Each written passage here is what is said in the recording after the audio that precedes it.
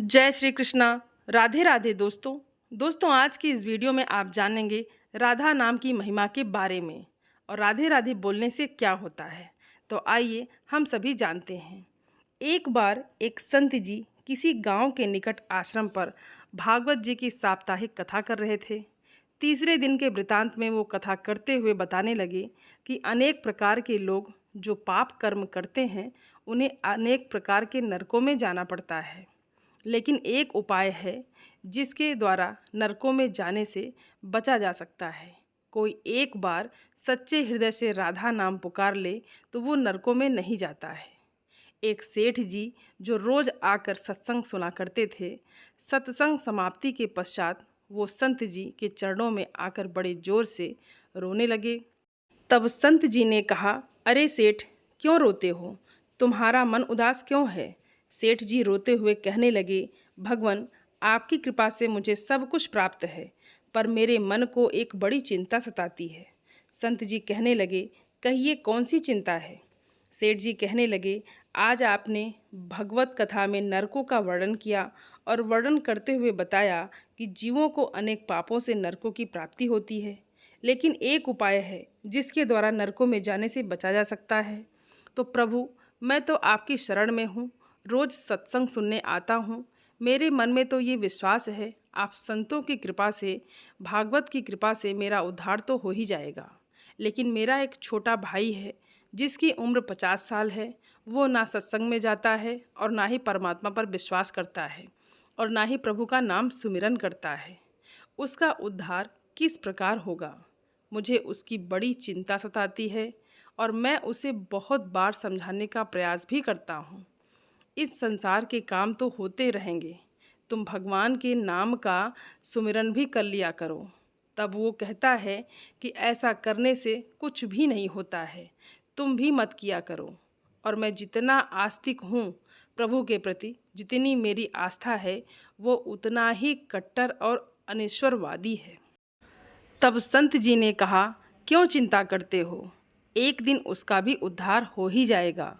सेठ जी रोते हुए कहने लगे, हे भगवान, उसका उद्धार कब होगा? आप जैसे महापुरुष हमारे गांव में आए हैं, मुझे तो आप पर ही यकीन है, आप ही उसका उद्धार करके जाएंगे। अब आप कैसे भी कृपा कर मेरे घर आइए और एक बार तो उसके मुख से श्री राधा नाम का उच्चारण कराइए। तब सेठ जी की विनय सुनकर संत जी कहने लगे, कल सत्संग समाप्ति के पश्चात मैं आपके घर आऊँगा और उसे परमात्मा का सुमिरन अवश्य कराऊँगा। दूसरा दिन हुआ, सेठ जी अपने घर गए, संत जी के आने का इंतज़ार करने लगे। आश्रम पर कथा की समाप्ति हुई। अब संत जी अपने वचन के अनुसार सेठ जी के घर पहुँचे और जैसे ही घर पहुँचे, सेठ जी ने बड़े श्रद्धा भाव से संतों का स्वागत किया। उन्होंने अपने भाई को बुलाकर कहा कि संत जी हमारे घर पधारे हैं, उनका दर्शन कर लो। वो अंदर से बैठे बैठे कहने लगा, मुझे ना किसी संत से मिलना है और ना ही भगवान से मिलने की इच्छा है। तुम ही उनकी सेवा करो और तुम ही उनका पेट भरो। संत जी ने जब ये वचन सुने तो सेठ जी रोते हुए कहने लगे, भगवान जी, देखा आपने, आपके सामने ही आपका अपमान कर रहा है। संत जी कहने लगे, सेठ जी, ख्याल ना कीजिए, सब कुछ अच्छा होगा। अब सेठ को दिलासा देते हुए संत जी पलंग से उतरे और उसके भाई के कक्ष में आ गए और उसके कंधों पर हाथ रखकर कहने लगे, और बताओ, आज तक कितना कमाया? वो संत जी को इस प्रकार अपने नज़दीक देखकर कहने लगा, अपना हाथ मेरे कंधों से हटाओ। मैं ना संतों को मानता हूँ और ना भगवान को मानता हूँ। लोग जितने आस्तिक होते हैं, मैं उतना ही कट्टर नास्तिक हूँ। मैं भगवान को नहीं मानने वाला हूँ। आप मेरे नज़दीक क्यों आए हैं? संत जी कहने लगे, मैं तो अपना काम करने आया हूँ। संतों का काम होता है लोगों का उद्धार करना, और आज तुम्हारे उद्धार का कार्य मिला है तो अवश्य करके ही जाऊंगा। वो सेठ का भाई भी बड़ा कट्टर था और वो कहने लगा कि आपको किसी का भी उद्धार करना है कर लीजिए, पर मेरा उद्धार आप नहीं कर सकते हैं। मैं कुछ भी नहीं करने वाला हूँ। सेठ के भाई को देखकर संत जी मुस्कुराकर कहने लगे, एक बार राधे राधे बोल दो। वो सेठ जी का भाई कहने लगा, मैं कुछ नहीं बोलूँगा। संत जी ने फिर कहा, राधे राधे बोल दो। वो कहने लगा, नहीं कहूँगा। फिर संत जी ने कहा, राधे राधे बोलो। वो कहने लगा, मैंने कहा ना, मैं नहीं बोलूँगा। तब संत जी पुनः सेठ जी के पास आए और कहने लगे, अब आपने मेरे ऊपर ये जिम्मा सौंपा है, अब मैं जैसा करूँगा आप बीच में नहीं आना। आप सारे परिवार वाले बाहर जाकर बैठ जाओ। जब तक मैं आपको बुलाऊं नहीं, एक भी परिवार वाला इस कक्ष में ना आए। अब इस प्रकार सेठ जी अपने परिवार सहित बाहर आकर बैठ गए। अब कक्ष में सिर्फ संत जी और सेठ जी का भाई था। संत जी ने पुनः प्रेम से कहा, अरे भैया, एक बार राधे राधे बोल दो। वो कहने लगा, मैंने आपसे मना किया ना, मैं नहीं कहता हूँ। ना भगवान को मानता हूँ, ना भगवान की बातें मानता हूँ। मैं कट्टर नास्तिक हूँ। संत जी पुनः उसे प्रेम से हंसते हुए कहने लगे, जितने तुम कट्टर नास्तिक हो, मैं उतना ही आस्तिक हूँ। और मैंने अगर निश्चय कर लिया कि मैं तुम्हारे मुख से राधा नाम सुनकर ही जाऊंगा, और पक्का समझ लेना कि तुम्हारे मुख से राधा का नाम निकलेगा ही। वो कहने लगा, आप कितना भी प्रयास कर लो, मैं एक बार भी नाम नहीं लेने वाला हूँ। अब संत महापुरुष होते तो बड़े दयालु हैं। अब उन्होंने क्या किया कि उस सेठ के भाई का हाथ पकड़ा और हाथ पकड़कर जोर से घुमाने लगे। अब वो सेठ ठहरा 50 साल का, वृद्ध अवस्था थी। संत भी वृद्ध थे, पर संतों के अंदर भक्ति का तेज होता है। उन्होंने जोर से उसके भाई का हाथ घुमाया। हाथ घुमाकर संत जी फिर कहने लगे, कहो राधे राधे। वो कहने लगा, नहीं कहूँगा। अब तो संत जी ने जोर से हाथ घुमाकर सेठ के भाई को जमीन पर पटक दिया और खुद उसके पेट पर चढ़कर बैठ गए। और संत जी फिर कहने लगे, बोलो राधे राधे। वो फिर कहने लगा, नहीं कहूँगा। अब तो संत जी ने उसके दोनों हाथ पकड़कर उसके पैरों को बांध दिया और कहने लगे, कहो राधे राधे। अब ऐसी अवस्था में वो सोचने लगता है कि ये संत तो मुझे मार ही देगा। तब उसने बिना इच्छा के एक बार ऐसे ही कह दिया, राधे राधे।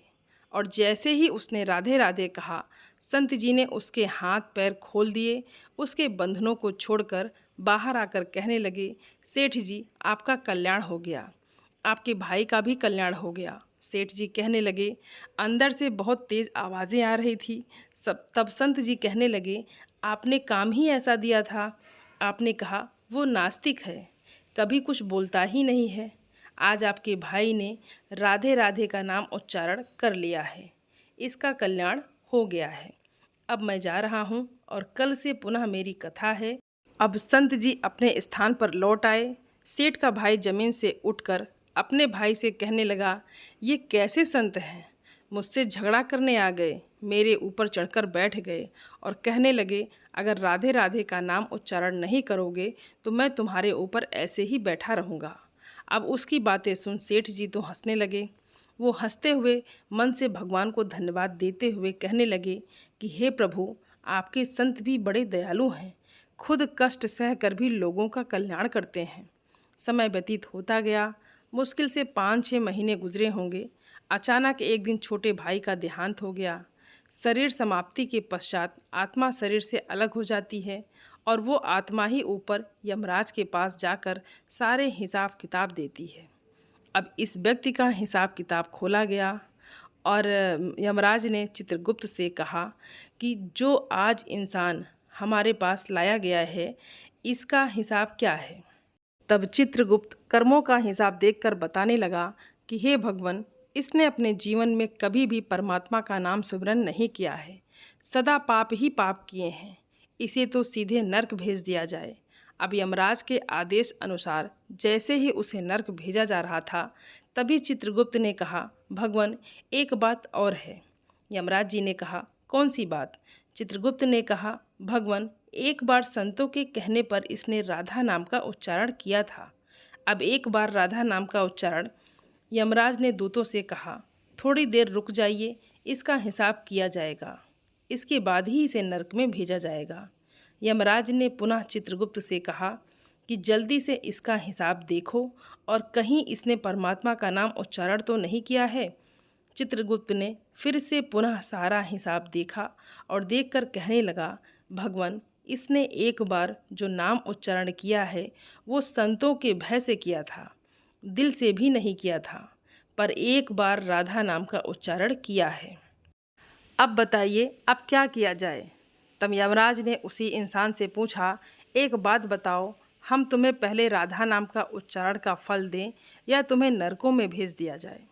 तब वो भक्त हाथ जोड़कर कहने लगा, भगवान, नरक में तो जाना ही है, इससे अच्छा है आप मुझे एक बार राधा नाम उच्चारण का फल दे दो, फिर मुझे जहाँ चाहो भेज देना। अभी यमराज जी अपनी पुस्तक खोलकर देखने लगे कि एक बार राधा नाम उच्चारण का फल क्या है। उन्होंने सारी पुस्तकें खोल दी, पर उन्हें कहीं फल दिखाई नहीं दिया। तब वो विचार करने लगे कि एक बार राधा नाम उच्चारण का फल तो मुझे पता ही नहीं है।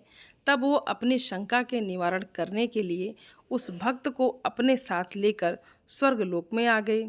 स्वर्ग में आकर यमराज ने इंद्रदेव से कहा कि हे इंद्रदेव, मुझे बताइए, एक बार राधा नाम उच्चारण करने का क्या फल है?